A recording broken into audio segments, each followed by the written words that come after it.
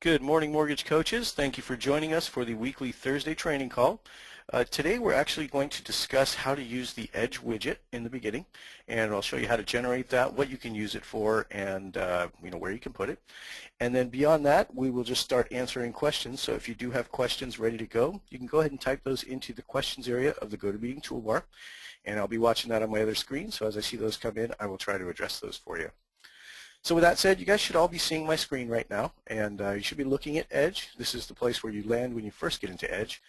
And the reason we're going to cover the widget today is because this is actually a lead capture tool that you can use. It's available for all of you, and it's just a quick and easy way to immediately capture your client's information, and this is something that you can pass out to your partners as well. So in order to initiate your widget, you have to go to the settings area inside Edge. So as you can see, I've clicked on settings up at the very top here. And all my details are filled out right here. You will find that if you're missing some information, that Edge will tell you at the very bottom, business address and cell phone number are required to enable the Edge widget. So make sure you've got your cell phone number and your business address showing up in your settings. Now once you have that, you'll notice that the Create Edge Widget button is lit up for you so you can use it. And when you click on that, it's going to open up a brand new tab for you. And we've recently updated this a little bit to add some additional features. So if you have already used the widget or you've already created it, you can come back actually and update it now. I'll point out the new things that we've added in just a moment here. But when you're creating your widget, you're basically given this form. This is your widget creator. And you have options on whether you want to receive an email when an entry is received, whether you want to receive a text message to your cell phone when a new submission is received. And you can actually even pipe an alternate text message over to, say, your loan officer assistant. Now the next part here is, what do you want to show on the widget? Do you want to show your photo, your logo, your address? You can uncheck any of these and they will not show up on the presentation. Now before we get into the text items here, I want to show you what the generated widget actually looks like. So I'm actually going to take this link at the very bottom here and I'm going to copy it. This is my personal link for my widget. This is the link that I would give out to my realtor partners so that they could give it to their borrowers or post it on their social media sites. But let me show you what this looks like.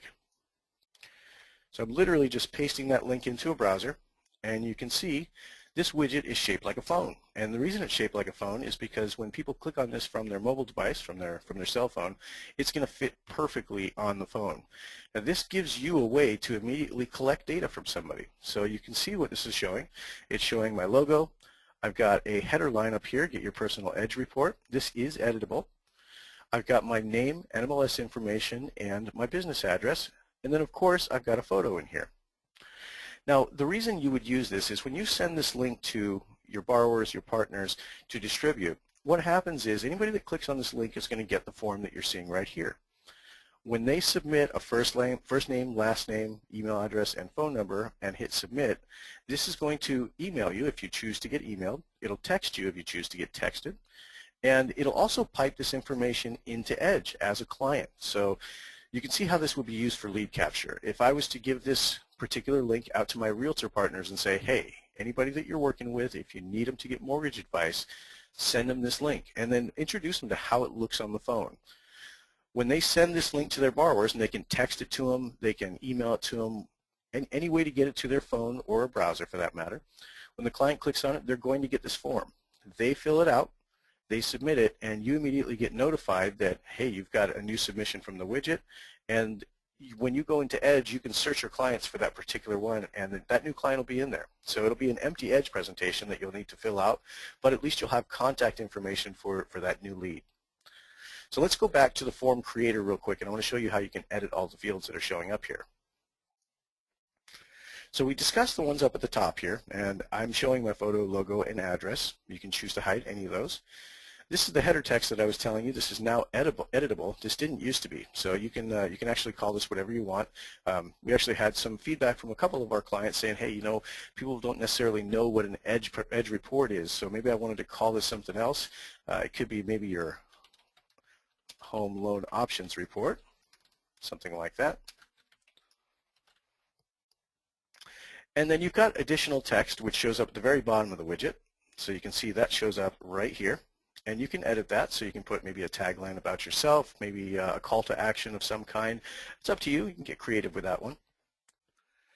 And then the very bottom one is a confirmation message. Once somebody submits on this form, it's going to fire back this confirmation message at them on their mobile device, on the browser, wherever they're clicking this link from. So I'm going to update my form options.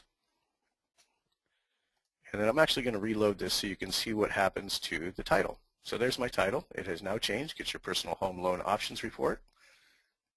And if I'm a new borrower, I'm going to fill this out like so. Oops, got to spell it right.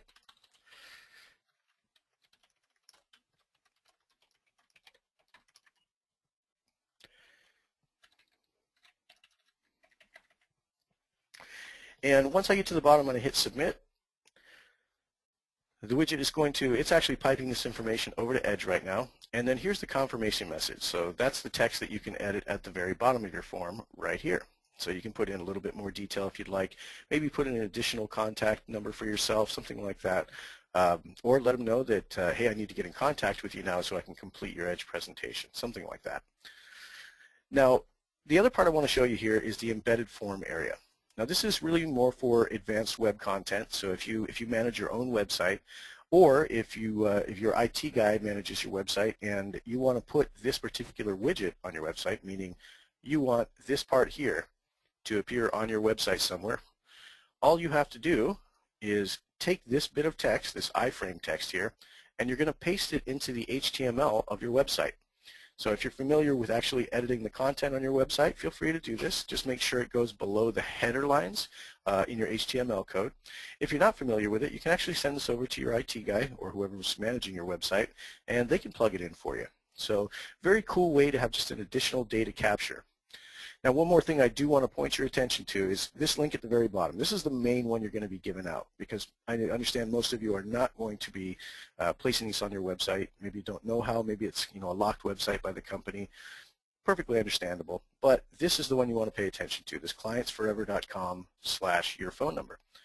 This is the one you'll give out to your agents. This is the one you'll give out to, you put it on social media if you want.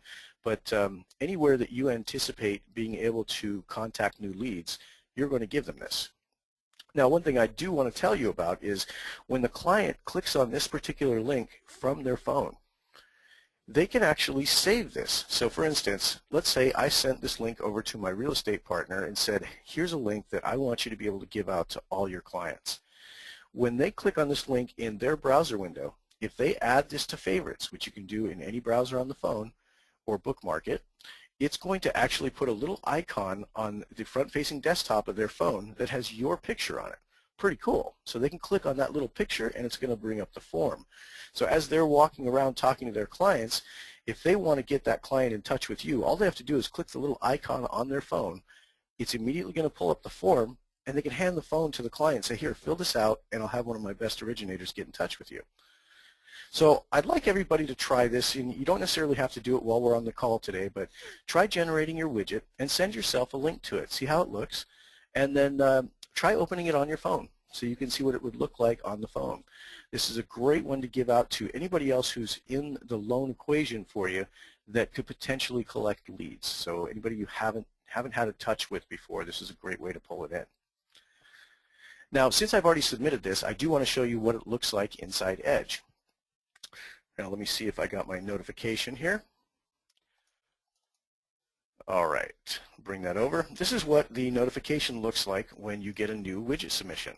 So you can see it says new Edge contact received, and it tells you where you got it. It's from your Edge widget. It tells you the name of the borrower, gives you their phone number, and the email that they entered. And then it tells you can view your new submission at Edge. So this is just your regular Edge where you log in. And what I'll do is I'm going to go back to Edge here. I'm going to go to the home screen, and I will need to search for this guy. So that's why we tell you what his name is on that lead reception email that we send you. And this guy was named New Borrower. So I'm going to go into my View All, and I'm going to type New. And here's my new borrower. You can see that that was submitted just a moment ago. And when I double-click on this, it brought in my borrower's name and phone number. And the rest of it is pretty much empty, so it allows you to just fill out this presentation for your borrower once you get them on the line. Now, the one other thing it does bring in is the borrower's email address, so back in the contact information over here. But at this point, it's up to you to call the borrower, collect the data necessary to fill out an Edge presentation for them, and get it rolling. So I won't spend any more time on the Edge widget for today. I don't see any more questions in the box yet, so I think we'll just start going over some basic purchase strategies, and hopefully that'll spur some questions from everybody. All right, in the home screen, anytime you want to do a new purchase for a borrower, meaning this is not going to be a co-branded presentation, you're always going to start with New Client. This allows you to do a rent versus own or a total cost analysis. Now, the total cost is the one you're actually going to be using the most out of all the reports in here, because that's the one that shows all the long-term ramifications of each loan. It has all the breakdowns of everything, and it's really going to be your pilot report. So I'll start a brand new client, and you have the option of making these individual reports or marketing reports. For today's discussion, we'll make it an individual. I know I usually make these marketing, but I want to show you how this shows up on the output report. So for this one, let's say this, I'm just going to call them test purchase. Now you'll notice that there's only one field in red on this first screen, and that's the first name. The first name field is basically what saves this to Edge. So if you don't have a first name and you complete the entire wizard without a first name, it's not going to get saved. So always put something in here just so you can make sure that it does get saved. Now naturally you want to collect as much information as you can from the borrower on their contact info. All these questions are valid, but they're not absolutely required. You can always come back to these and fill them out as needed. So this person, let's say he's a prospect, and he currently owns and he's looking to do a new investment property. So the next fields here are the referred by, partner email, and friendly name. Now referred by is exactly what you think it is. So this came from Joe Realtor. And my partner's email, let's say joe@realtor.com, which is probably a real email, so I don't think I'm going to send this one out. And then the friendly name. Friendly name is your nickname for this presentation. It's not your borrower's friendly name. It's not this guy, his name is Tess, but he goes by T. It is the friendly name for your report. So this is so you can identify what type of report it is when you go back to your View All screen. So I'm going to call this one Investment Purchase. Now I'll show you why I did that. So this guy's called Test Purchase, and if I go back to my home screen and hit View All, and I go and search for my Test Purchase, this is him right here, you can see that the one above it is just got a date and time stamp here. The one I did just now, this shows my friendly name, so it tells me what this is. So if I had multiple reports or presentations for this particular borrower, that friendly name is going to help me differentiate them. Now when you're doing partner reports, meaning open house flyers and seller buy downs, the friendly name becomes even more important because that's usually where you want to put the street address. So if I'm doing listings for 10 different listings for one real estate partner, they would all be grouped under that partner, but I wouldn't be able to tell which one is which unless I use the friendly name field to identify it. So let's get out of there and we'll go straight back to our purchase. Now the second screen of the wizard, this is where you collect your client's goals. Find out what they're trying to do. Now we already know that this person is trying to buy an investment property. So I know it's going to be a purchase. I'm going to check the purchase goal. This is going to eliminate a lot of the questions about the current mortgage, so I don't need to fill those in. Now generally you want to go in a left to right fashion when you're going through this wizard, but feel free to deviate. You don't necessarily have to do it in exactly the order we ask, and quite frankly there's going to be many times where you'll have to come back and fill in additional information that you might have missed the first time. Now on this screen we do have one area that's required, and if you don't fill it in you're going to get an exclamation point down here in the assumptions area. And that's just property value / purchase price. Now, the good thing about adding it here is that if I put my purchase price in right now, when I go over to my products area, that purchase price is already going to be filled in for my products. So it just saves me an additional data entry point. Now, I don't need to fill out these two bottom sections, original appraised value, current total payoff amount. We're not doing a refi. So I'm going to leave those ones blank. And now I get to the affordability section. Now this is the part, this is your pre-qual area for your borrower. So you want to make sure that, one, if they're looking at a $300,000 house, that they're going to be somewhat, at least close to the guidelines so that you can get their DTI ratios in the right fashion. But this is just collecting data from your borrower on what they think their credit and financial status is. Now income, obviously, You're going to put in whatever they tell you. Credit status, you're just asking them, how's your credit? What do you think about it? Is it pretty good? You know, have you actually had your credit pulled within the last couple of years? Do you know what's going on? Are there any liens or judgments? Do you have any mortgage lates? All those questions that you normally ask your borrowers. But you're not asking them for a FICO score. You're asking them for, what do they feel about it? So my borrower told me, it's pretty good. So I'm going to answer good. Non-mortgage debt. So this is all their additional liabilities. This is their car payments. This is school payments. Any additional debt that they have that's going to factor into their debt-to-income ratio. You want to put it in here. So if they've told me, I've got credit cards and a car loan, and it comes out to about 20 grand in debt. All right. Now, how much do you pay a month for that debt, Mr. Borrower? What's your monthly commitment to it? You say, well, it's probably about $1,000 for it. Now that is monthly. If you wanted to, you can enter it annually. I don't see anybody ever do this, so I would say just keep it on monthly. Your debt ratio is going to be monthly anyway, so this stuff will all line up if you stay with monthly. And the next question is, okay, we know you're interested in a $300,000 house. How much money do you have in the bank? We want to make sure that we get the right loan for you with a down payment that will work with your finances. So let's say my borrower told me he has 35 grand in the bank.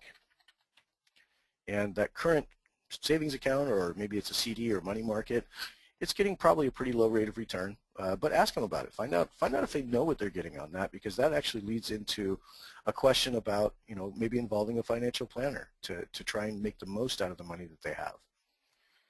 But let's say 0.5 is going to be a fairly average rate for a savings account right now. Now the next part is the tax bracket. Now at this point you need to actually determine whether you want to show tax benefit on your presentations or not. And usually it's kind of an all or nothing thing. When I talk to most originators, it's either absolutely I want to show the tax bracket because it gives a really well-rounded picture of what we're looking at, or the other response I get quite often is, I'm not a tax attorney. I do not want to show that because I don't want to represent that I know how to do that part. Both are acceptable. Don't feel like you have to show it. If you do want to show it, just make sure you put a little disclaimer in your payment notes that says consult your CPA or financial advisor for more details on your tax benefit. But remember, this is all pre-GFE educational tool. So we're trying to collect as much as we can from the borrower to give them a nice, well-rounded picture of what the mortgages would look like after they close. Now, if you don't know what your borrower's tax bracket is, you can always hit Find Tax Bracket.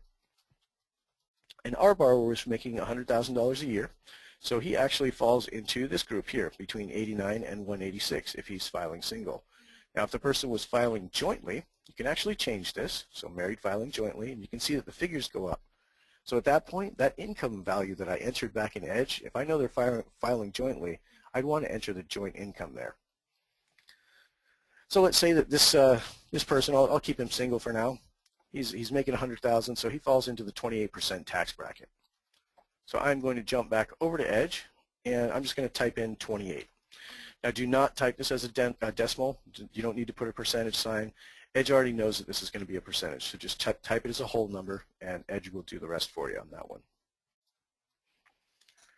Now, tax credits, I'll touch on that for just a moment. What this is the mortgage credit certificate. This is a tax credit versus being a write-off. So what it does is it allows them to credit a certain chunk of interest per year up to a maximum value. So this is on top of the interest they're already writing off on their mortgage. Now, this is a program that, it's not offered by every lender, and the guidelines vary from state to state. So if you're interested in checking this one out to see if you can offer it, obviously contact the people at your lending institution and find out if it is something that they can offer. And you can even Google it, Google MCC and then your state, and you'll see the guidelines that would apply to your state, and if it in fact is possible to use that credit for your state. Now, I'm not going to use a tax credit for this one. I'm just going to rely strictly on the tax benefit that they're going to get from their interest and their property tax that they're paying monthly, and EDGE is going to do that calculation for me. So as long as I've got my tax bracket in there, it is going to show a tax benefit on the output report. So let's move to the next one. The next one is, what would this person like to spend? So again, you can see that this is modeled on your conversation that you're already having with your borrower. So as you're going through here, you'll see that the first part, we collect just the very basic contact data. In case we get disconnected, where can I call you back? Then as we go through goals and assumptions and affordability, we're collecting the current picture. You know, who is this client financially and what do they want to do with it? After we finish these first 4 tabs, then we get into our job as an originator, which is choose some products that are relative to the goals that we talked about back in this first section. Then we're going to analyze those. And then very late, we're asking for additional contact information. So at this point in the conversation, it's okay, I think I've got everything I need to prepare a loan presentation for you to show a couple of different options, but I need just a little bit more contact information about the property in question, and we'll get to that in just a moment. But once you've collected that additional contact information, you're going to prepare the presentation itself. So as we're in affordability here, we ask our client, you know, how much do you want to spend? What are your price ranges?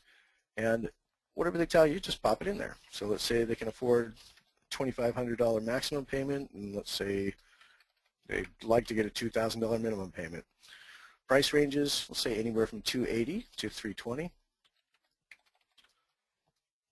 And no cash out on this one because it's going to be a purchase, so I'll leave that one blank.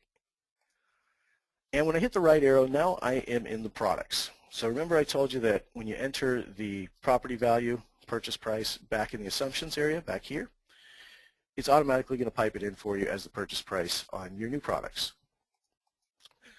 Now with Edge, you have to show at least 2 products for your total cost analysis to be meaningful. Most of the total cost analysis are comparative graphs, which means if they don't have another loan product to compare against, you're not going to get any graphs on there. So I'll show you that when we get to the output of the presentation, but just keep in mind, anytime you're doing a presentation inside Edge, especially a total cost analysis, you've got to have at least 2 mortgages on there. Now with the rent versus own, you can get away with just 1 mortgage because you're comparing against rent. So total cost analysis, at least 2 options. If you don't have 2 options that the borrower can qualify for, there's some other creative strategies you can use. Show them the one they can qualify for. Show them what would happen if they paid, you know, an additional point to lower the rate or something for a second option. Maybe show them, you know, if you're looking at MI products, maybe show them different variations of MI. You know, whether it's lender paid versus borrower paid, maybe even a single premium. So for today, I think I'm going to show first let's go with a 10% down conventional.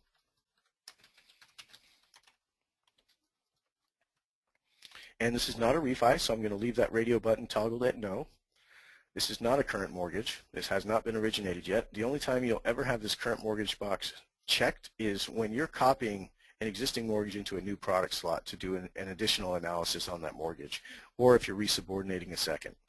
Now with that said, you should never have to check this box. It'll always get checked for you by using the copy function if you're doing that. So we're going to leave that one alone. And I'm not going to add a product from a template, although you can do that and it will save you plenty of time on doing this type of presentation. I do want to go through the nuts and bolts with you so we can see this entire thing. So now my purchase price is already selected, and I hit this little button here to toggle from doing the dollar data entry over to percentage data entry. So I'm going to put in my 10% down here. And I'll put in the rate that I can get them on that, say about 4.625. And then my term. And notice the term is in months, so make sure to enter these in months.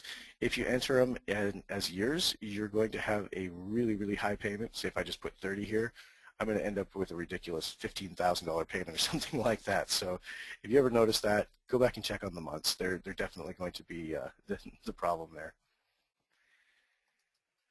Now the second step is you're going to apply your closing costs, and it's up to you whether you want to use ballpark figures to complete these, meaning just estimates on what the APR costs are, what the prepaid interest days, all that kind of good stuff. Or you can actually drill down and get more detailed about it and go into the closing cost detail. Now this is a section where if you're going to use the detail, you need to have templates because you don't want to have to do the data entry every single time to add all the line items. So I'm actually going to pull one of mine here. There's my 30-year fixed purchase. And you can see it's got all my basics in there. There's a couple of things in here that I'm going to need to modify. Things like loan origination. If that's actually based on a percentage, I'd want to put in the correct amount here. And let's say that's 2,800. And then I'd probably want to alter my hazard insurance reserves and tax reserves. Now, a little tidbit of information for you. We're going to be releasing a new version of Edge either tomorrow night or Monday night. More than likely Monday night. We usually don't like to release just before the weekend in case something goes horribly wrong, which Never does, but crossing our fingers. But this new version of Edge that's going to come out in the next couple of days, you won't have to enter the reserves anymore. We are now giving you a space where you can enter the number of months on the monthly costs area, and it'll automatically pipe in those reserves back to your closing cost details. So for the next couple of days, you still do have to manually figure out what these reserves are. So let's say it's 150 for my hazard insurance and about 500 for my tax reserves. And then make sure to apply it to the loan. Now you can see what's happened here. It's taken all my APR costs and it's added them together to give me totals for these. You can see my prepaid escrows there, my non-APR costs, and my contributions. And the contribution here was actually the seller paying the owner's title insurance. Now note that you can still edit the points and prepaid interest days. Those ones are not calculated inside the detail.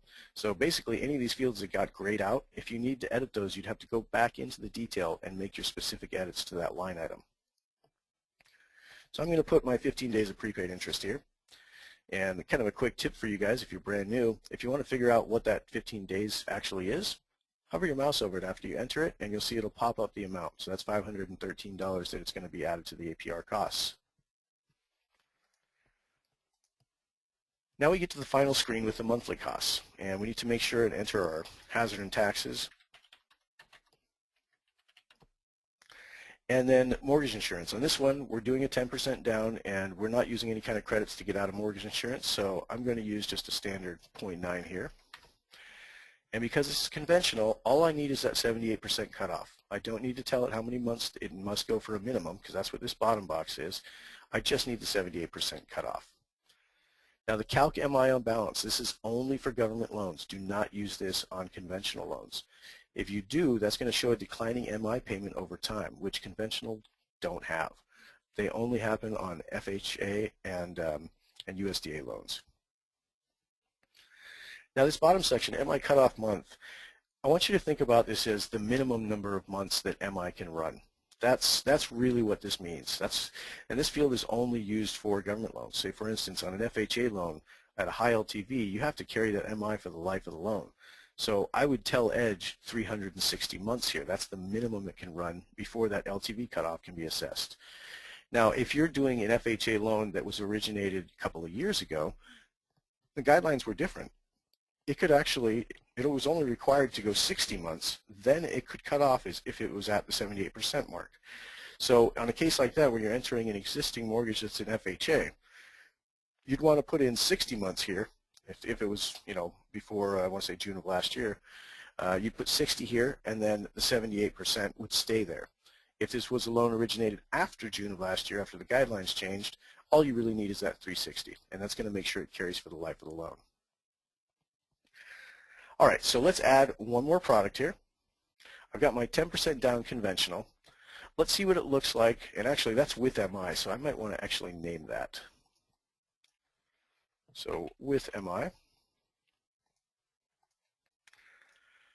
And then my second product, I'm going to show it 10% down with no MI, but it's going to be, the way I'm doing it is I'm actually going to boost the rate just a little bit so I can use a lender credit to cover the MI buyout. So I will call it 10% down and then no MI. And here's the kick. Use the copy from button. I've already done all the data entry on that first product. There's no reason I should have to redo it on that second product. So I'll hit copy from, and I'm going to copy the one with the MI and hit OK. Now at this point, I'm going to boost the rate to whatever I need to boost it to in order to cover that MI buyout.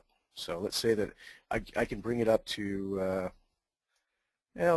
let's say I'll bring it up to 5 to get them out of it.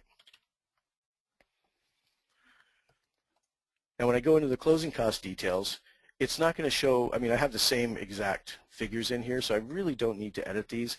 I have seen people that want to show what that lender credit actually looks like in the details, and it's okay to do that. You certainly don't have to. It's an extra step, but what you can do is you can do add custom fee, and you'll call it lender credit for MI.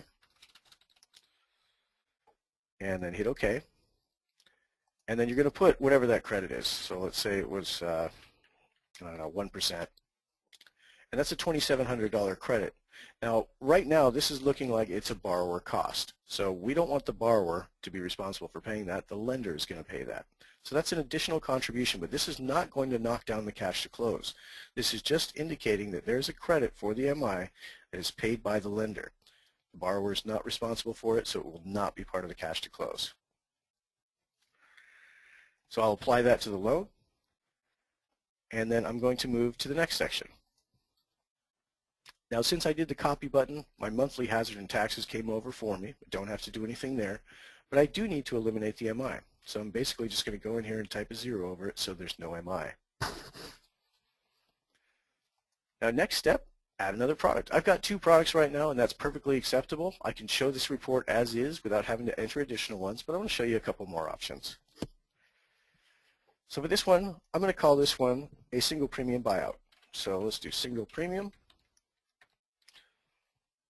I'm going to use the copy from button to copy the 10% down. And in fact, yeah, I'll copy that one. Then what I'm going to do is I need a space for that single premium. So I'm going to toggle this from no to yes on the FHA question.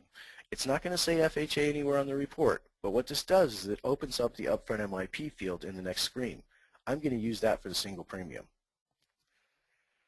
So my loan options are the same here. My rate is the same because I'm not buying it down and I'm not increasing it to cover MI. But when I get to the second screen, I have this new upfront MIP field that I'm going to use. This is going to be for my single premium buyout. Usually it's going to be right around 2.25, but of course check your lender to find out. Now at this point, you could actually finance this into the loan if you want to, meaning you're going to increase the amount financed past the 90% because of this premium. Now, keep in mind, you might get a hit for doing that on your rate, so make sure to check your rate sheets and find out if you exceed 90 if there's going to be a rate hit for it. Now, in most cases, I see that this is not financed in. I see that they call for this at close, and if you want to do that, if you want the borrower to be responsible for this amount of money to buy out of MI at close, leave this checkbox unchecked. If you want to increase the amount financed by this amount, so the borrower is not responsible for it at close, you would check the box. Now, last step is I'm just going to get rid of the MI. My hazard and taxes are already there because of the copy. And look what we have. We have an identical looking product to the 10% down with MI. Now, the difference here is when I actually save, because it's including MI right now, when I trigger a save, you're going to see that that payment's going to drop. So I'm actually going to hit the left arrow and just go back to the right. And you can see that my new payment here, because it doesn't have MI versus this with MI, is significantly lower. Now, final option to show them, let's show them in 80-10-10. So I'll add one more product. I will call this one 80-10-10. And then I'm going to use that copy button. I'm going to copy the 10% down with MI because I want all those closing costs in there. Now here's the kicker on 80-10-10s. And if you've watched the video on the knowledge base, you probably already know this. But when we're asking for down payment here, if this was just a single lien, this would work fine. However, we're going to have a second lien that's going to cover part of that down payment. So what we need to do is we're going to tell Edge how to generate what the loan amount is for this first lien. The first lien literally is 80% loan to value. So I would put a 20 right here. Now you can see what this has done. My first lien is now 240, and when I create a second lien, I'm going to create a second lien of $30,000. That is basically going to change this to 10%. So let's assume I can get the exact same rate on this 80-10-10. I've got my first lien in place now. This is an 80% first lien. As I go through here, if I needed to make any modifications to my closing costs, I'd want to do that. And specifically, my loan origination is probably a little bit lower because my first lien is lower. And then I'm going to apply to loan. And then the last part, I'm not going to need MI because I'm going to use a second lien, so I'll just blank that out. But I do need to indicate that there's going to be a second. So on this question at the bottom that says, does this product include a second lien? I'm going to check yes. Betsy's question real quick. She says, I'm assuming that this is being recorded and will be put in your training section. My internet went out on the first part. Oh, absolutely, Betsy. It will be recorded, and you can find it in our help menu. And actually, it's the coaching call archive right here. So if you click help in Edge, you'll end up on a page that looks like this. And actually, you'll end up here. And there's a link right at the top here that says click here to access our coaching call archive. And this one has a repository of everything we record. So you can see in May we had quite a few of them because we did the success strategies calls as well. But we do post them here, and you can see our last Thursday training was right up there. That was covering the cost of waiting. And then today's will be posted just below it.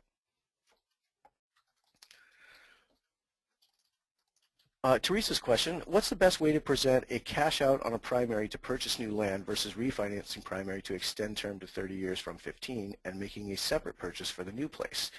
So great question, Teresa. That's probably a little advanced for right now, but what I'm going to do is I'm actually going to put together a report for you, and I'm going to record it to show you how you would do this. It might actually end up being 2 reports because generally the purchase and the refi transactions, you don't want them on the same presentation because the comparative value between the two would be a little bit off. So I'll put some thought into this for you, and I'll actually post this on the knowledge base as well as in our frequently asked questions. So for all of you on the call, if you'd like to hear the answer to that question, give me a little time on it, but I am going to put it in our knowledge base, and it'll be right here. So you can see frequently asked questions. It's going to be probably at the top of the frequently asked questions list. If you don't see it at the top, just click on the header here, frequently asked questions, and this takes you to all of them. So it actually might end up being right about here. But I'll try and have that up by the end of the day for you, Teresa. Okay, so back to our 80-10-10. We've structured our first lien, which is an 80% lien, and we checked the button yes. We do want to include a second. So we're going to hit the right arrow, and now it's going to ask us for our second lien information. Now we know because our first lien is 80% and 20% of the loan is 60 grand, we know that this 10% needs to be 30 grand. So I'm going to put my 30 grand right here. Now for the interest rate, of course, whatever interest rate you can get on this particular one. If we're doing, say, a purchase HELOC, you have the option of making it a fixed loan or an adjustable. Just kind of depends on how detailed you want to get into these loans. But you can also, obviously, if it was a fixed loan, for $30,000, you're probably going to get a decent rate on it. I'll show you how to do the HELOC right now because I think that probably comes across a little more common on my desk. So let's say for my HELOC, I can get 4.5. And it's got a 25-year term, and it's going to be interest only for the entire term. Now, once that term expires, whatever they still owe is going to be due and payable. So make sure you disclose that to your clients on these HELOCs. I mean, there's all kinds of disclosures you're going to send out with it, but when you're doing the pre-loan education process, this is a great time to point out some of the potential pitfalls of any loan.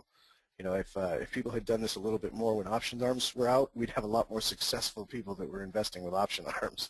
But you guys know what to do on that one. Now, if I'm going to make this a purchase money HELOC and I want to actually show physical adjustments going down the line, I'm going to change this from fixed to ARM.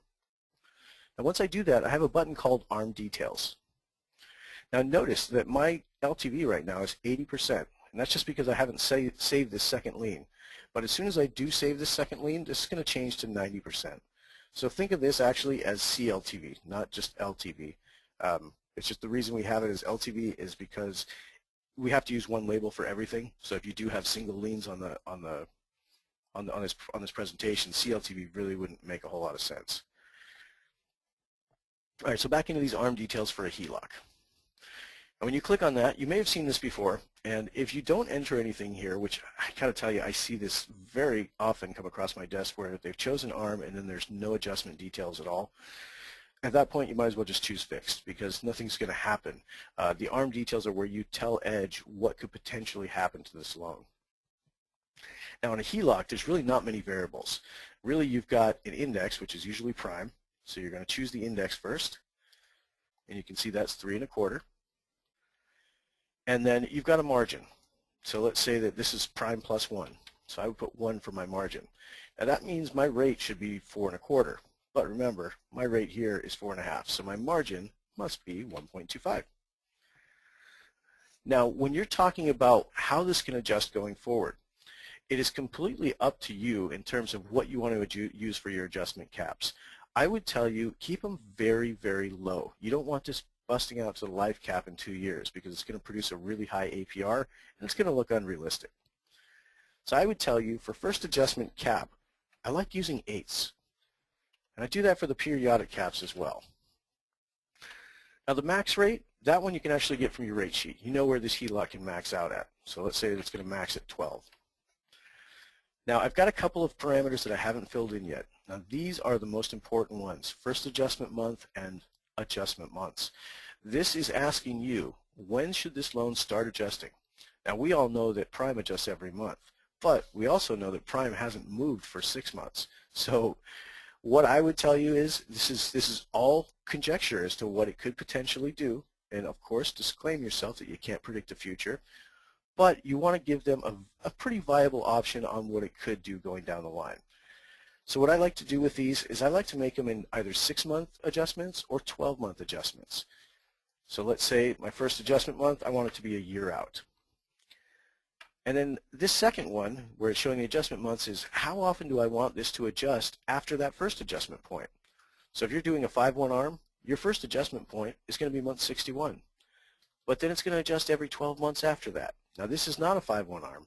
This is a HELOC. This could adjust every month. So you're determining where you see this might adjust. So I think I would put 12 here as well. I want it to start adjusting after year 1. And actually I should use 13 because it's the month after that first fixed period. Then I want it to adjust every 12 months after that. And it's going to keep adjusting at 1/8 every time it adjusts until it gets to my max rate of 12. Now worst case, we'll apply this.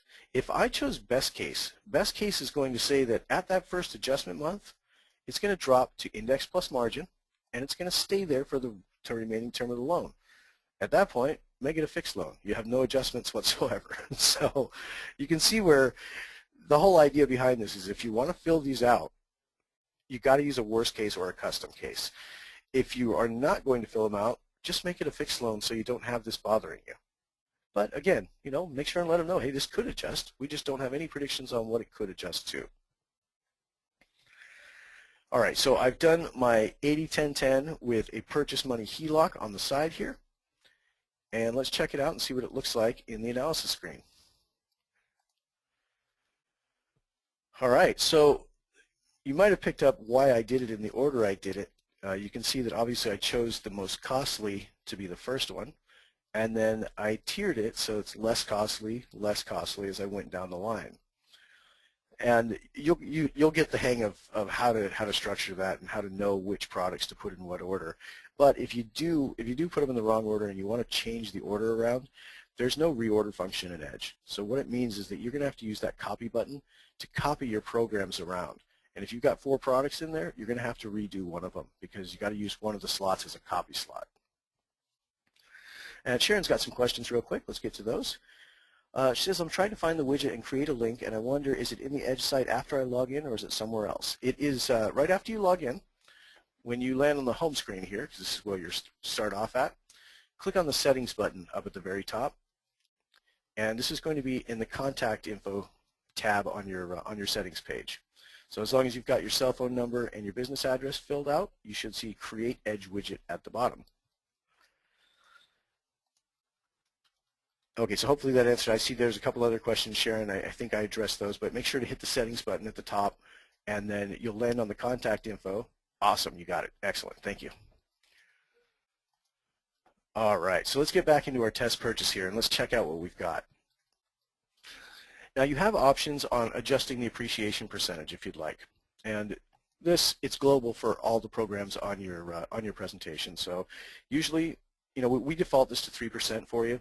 I did see a couple of reports recently say over the next 10 years it's predicted to be a little bit higher than that. So feel free to go a little bit higher if you feel your market is very strong where you're at. I've seen people using upwards of 5% lately. For a 10-year stretch, they're anticipating 3.4 is the property appreciation rate. However, I've seen some analysts that are claiming it's going to be a 6% rise over 10 years. So we'll see what happens, but I like to use 3%. It seems to be a good median point, and it kind of works for all areas. Now, short-term analysis months. This relates to how long are you showing down here in the bottom left graph. And so this is showing a 60-month comparison of each of these products against each other. Now, I'm going to explain exactly how these numbers are derived for you once we get to the presentation. But I do want to show you how you can change these. So if you wanted to do a 10-year analysis, you can see I just put 120 months there, and it shows me the 10-year analysis between these ones. Now we do that one in months because that's going to help you isolate things like break-even points so you can see exactly where they've saved enough interest in MI to overcome closing costs on a refi or something like that. But the long term is always going to be in years. So at this point I've got 15 years up here. You could do it for the life of the loan and it certainly won't hurt. And you can see that at the end, the interest in MI that all of them are paying, it's actually pretty close together. The 10% down no MI is it's really the most costly between these ones. And our single premium is the least costly over the entire span. However, we've got to consider that there's a monthly difference as well. Now the monthly difference is where you go to find your reinvestment strategies. What are we going to do with this money? If they can afford this 10% down with MI, but I can show them these 3 other products that save them money monthly, we need to show this money going somewhere. We don't want it just up in the wind, otherwise it's not going to factor into our calculations. So what I would suggest on this one, I've got multiple scenarios here and I've got multiple amounts of money that I can show reinvestments for. So immediately I'm going to jump over to my Adjust Reinvestment Strategy grid. Now this is the one that allows you to earmark any savings that they're getting to go towards principal reduction payments. They can go towards payments to their current savings account, and they can go towards an investment vehicle that you or your financial planner is recommending. So I'm going to show you first what it looks like if we were to just take the difference in the monthly payments and put it straight back into the principal each month. So I take my 141.26 right here, which is the difference between my 10% down no MI and my 10% down with MI. I'm going to put that right here. Now the single premium, I've got more to invest, so I'm going to put my 202.50 there. Now before I move to my 80-10-10, I want to show you what this has done. By doing that extra principal reduction payment on this new loan, I'm now going to pay it off in 24.67 years. This is also going to offset the amount of interest that I have to pay over the life of the loan. Same thing applies here on the single premium. I have additional money every month that I can put back into the mortgage. So now I'm going to pay this one off in 23.08 years. Again, shaving a significant amount of interest off the back end of the mortgage. Now the 80-10-10, we're saving the most on. But the question now becomes, which one do you want to pay down first? Do you want to pay off that second? It's actually got a lower rate than my first lien, so I would probably opt to pay off the first lien.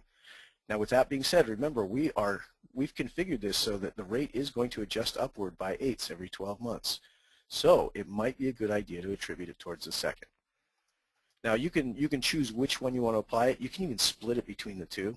So let's say I wanted to put 44.25 here, and then I'll put the remaining 200 right here. And you can see what's happened. Now my HELOC is going to pay off in 12.25 years, and my 80% first is going to pay off in just short of 28 years. All of these are far better options than my 30-year payoff with 89 months of MI on my MI product. Now if you want to, you can also set these up to go straight back into their current savings account.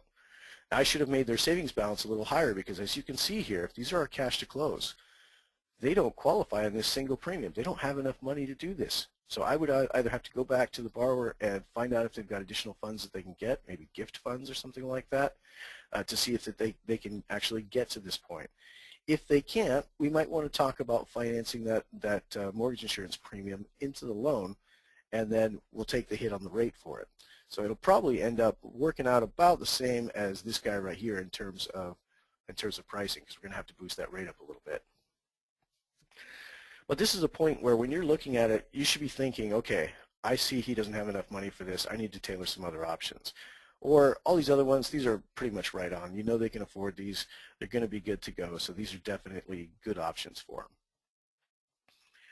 Now, if you wanted to take this monthly savings and instead of putting it into principal reduction payments, you want to put it right back into their savings account every month, you can remove it here and pop it into their current savings.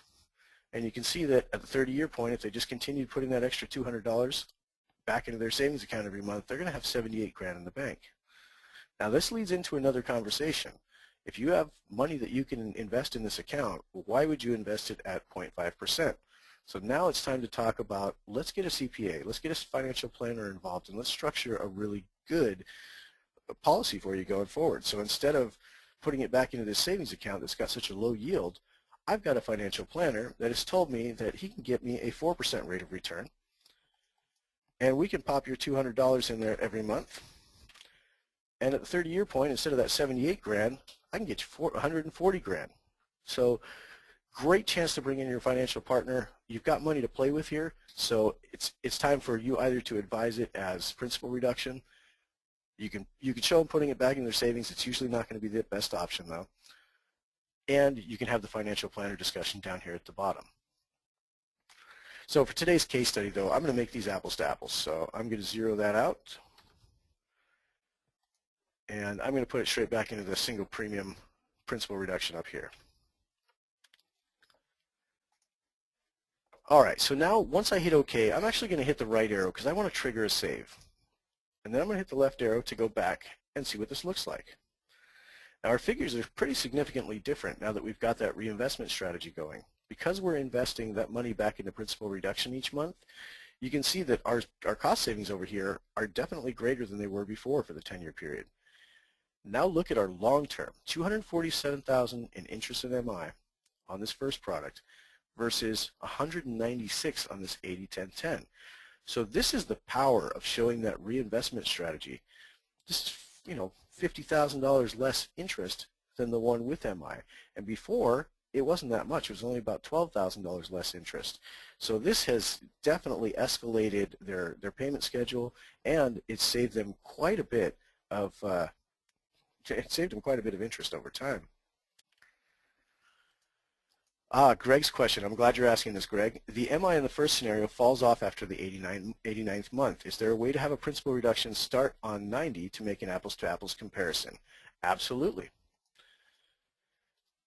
So technically what I would do is I would find out what the difference is on the MI here. So if I look at this guy, I can double click on it. You can see that my MI cutoff month is 89. So at month 90, I've got $202 extra to play with on that one. Now, if I wanted to do it here, I could on the 10% down, but I think what I would probably do is structure customizations on all the new loans. So this one in particular has $202.50 until the MI drops on the current loan, which means I would want it to go from month 1 to month 89. So I'm going to add a second variable here for month 90 and zero it out. What this means is that from month 1 to 89, I'm paying $202.50. But now that I don't have a difference between the MI on these two products anymore, I'm dropping that payment off, and it's not going to happen anymore. Now you can see that my area is customized here, and this will show up on your presentation as well. And my payoff point is a little bit less than it was before. Now I can do the same thing on this guy. So if I had 202, or if I had 141.25, but it's only going to go through the 89 months that I have available, I'm going to do the same thing. I'm going to add another line item, add this one at month 90, and zero it out. And I will do the same thing on this guy. Oops, there we go, month 90. And so what this has now indicated is that all of these are going to be paying the MI up until the point where this other one would have dropped off. I'm not paying MI. They're going to be reinvesting the MI savings until this one would have dropped off. So I know that was a little tricky there, Greg, but hopefully you got the gist of that one. There is a video in the knowledge base that goes over this in great detail. It's called Customizing Your Reinvestment Strategies. Check that one out when you get the chance. It's going to go over all three of these cases, whether you want to use them in savings, investment, and it's going to show you a couple other things like how to do a lump sum payment. But I can show you a lump sum payment right now if you guys would like to see that. So let's say that my borrower has told me that at month 60, they're coming into some money. They're going to have 10 grand that's going to be, they've gotten it for one reason or another. Maybe it's an annuity, whatever it is. But they want to put that 10 grand back into their mortgage.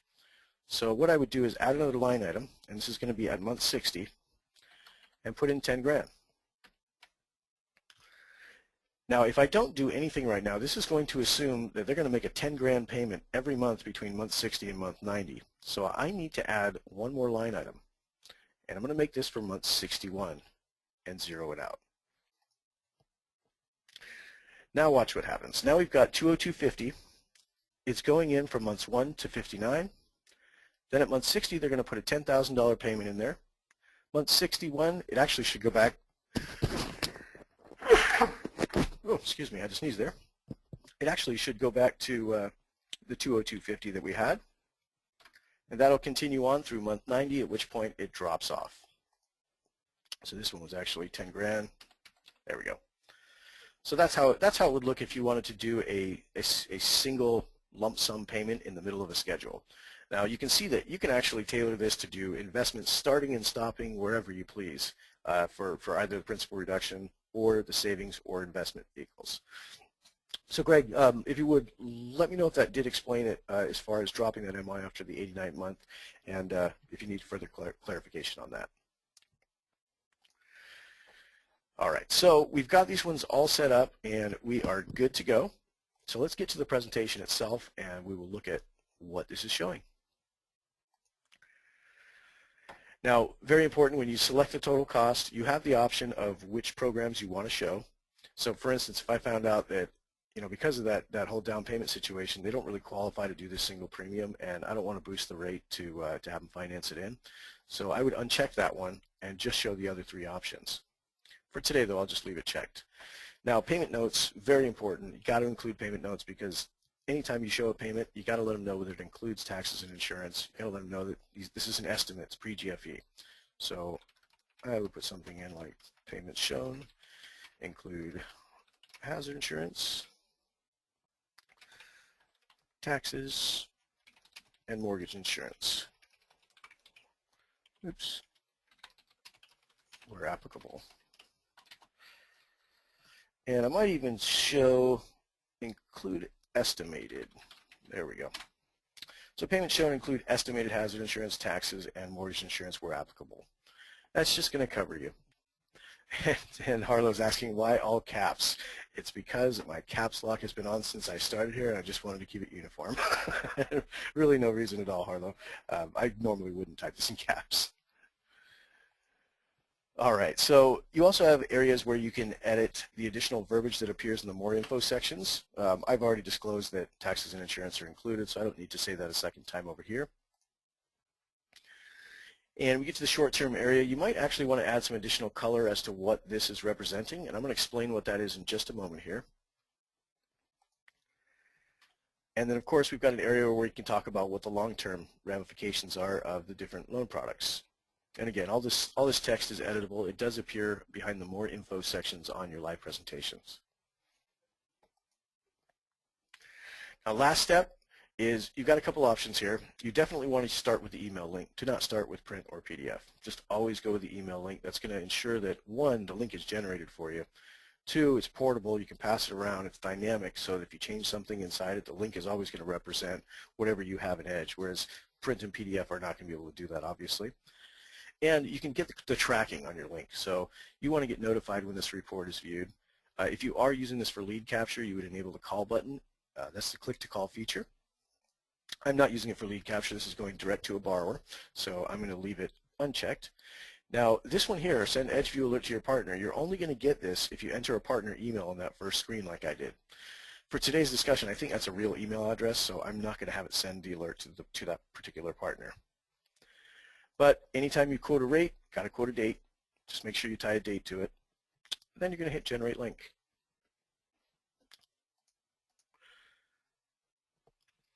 Now at this point, you've got your link. Now this is the one that you're going to copy and literally paste into your emails to your clients, post it to your websites, wherever you need it to be displayed. Obviously for marketing reports, you post it to websites and such. For a specific borrower presentation, you probably only want to send it to the borrower. But just understand that the borrower can open this link in a number of ways. He can click on it from his, in a browser window, and it'll open up the live Edge presentation we're going to look at in a second. But he can also click on it from his mobile devices. And if he doesn't have the app installed already, it'll prompt him to install the app so he can view this presentation on the mobile device.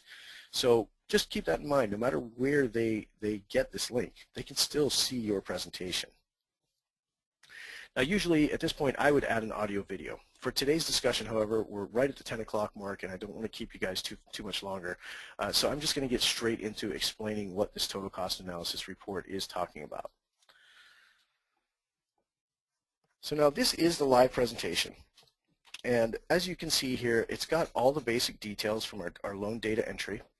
And because I have a lot of, because I have an 80-10-10 here, All my headers here on the left are going to say blended rate, blended APR. The reason for this is because we need to use one label to cover all these rows here.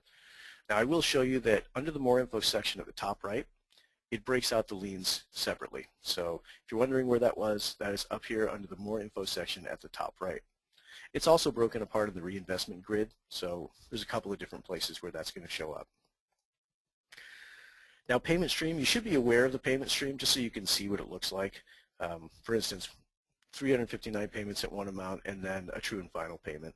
This is what you would expect to see. However, on an FHA loan, you're going to see lots and lots of line items because every 12 months that MI is going to readjust. So you'll see many more. And then the 10% down with MI, if we look at the payment stream on that, you can see we've got a little bit different. We've got 88 payments at this amount. Then when MI drops off, it drops down to 1388, and then true and final payment at the end. Now on the right side, these are just the monthly PITI comparisons, so PITI payments against each other, and of course the one without the graph in it is the benchmark for comparison because that is the highest cost program. Same thing applies down in the lower left section here. The 10% down with MI is the highest cost program, so it's getting used as the benchmark. It means all these savings are relative to that first product. Now let's talk about how to explain this lower left section. This is really, really important. So if you want to take notes, this is the perfect time to do it. This bottom left section is not just taking the monthly payment savings and multiplying it out by 120. It's completely the opposite, actually. Instead, what it's doing is it's just comparing the unrecoverable costs of each program. Now, those costs include interest, MI, and closing costs. We take and add all those costs together and compare them against each other. And that's how we're getting these figures here. But keep in mind, we're not focusing on principal at all. These loans are all going to pay the exact same amount of principal over the term. They're going to pay $270,000. So that really isn't what we're focused on. The principal that they're paying every month, they're retaining that in the form of equity. So that's a cost that they're getting back. However, interest, MI, and closing costs, those are the ones they can't recover. So let me show you how to present this now. If you click on the More Info section, you can see that we start off with interest and MI paid for each one of these guys. And obviously, our last product has the least amount of interest in MI.